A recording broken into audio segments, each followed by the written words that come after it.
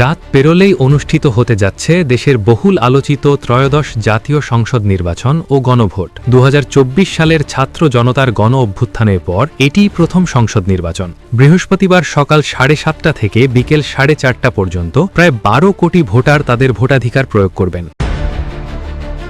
নির্বাচনকে সামনে রেখে নির্বাচন কমিশন, প্রশাসন ও আইন শৃঙ্খলা বাহিনী সারা দেশে প্রস্তুতি সম্পন্ন করেছে। ভোট কেন্দ্রগুলোতে প্রয়োজনীয় সামগ্রী পৌঁছে দেওয়া হয়েছে এবং দায়িত্বপ্রাপ্ত কর্মকর্তারা অবস্থান নিয়েছেন। ভোটারদের মধ্যে যেমন উৎসাহ লক্ষ্য করা যাচ্ছে, তেমনি রাজনৈতিক অঙ্গনেও বিরাজ করছে উত্তেজনা। নির্ধারিত সময় শেষে প্রার্থীরা প্রচারণা কার্যক্রম সমাপ্ত করে ভোটারদের কাছে শেষবারের মতো সমর্থন কামনা করেছেন।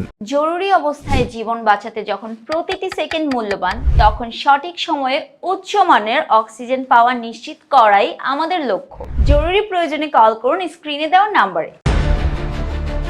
বিভিন্ন রাজনৈতিক দল নিজেদের বিজয় নিয়ে আশাবাদ ব্যক্ত করেছে। দেশের বিভিন্ন আসনে একাধিক দল ও স্বতন্ত্র প্রার্থীর অংশগ্রহণে নির্বাচনী প্রতিদ্বন্দ্বিতা বেশ জমে উঠেছে। বিশেষ করে অনেক আসনে স্বতন্ত্র প্রার্থীদের উপস্থিতি লড়াইকে আরও তীব্র করেছে। বিশ্লেষকদের মতে মূল প্রতিদ্বন্দ্বিতা হবে বিএনপি ও জামায়াতের নেতৃত্বাধীন দুটি নির্বাচনী জোটের মধ্যে।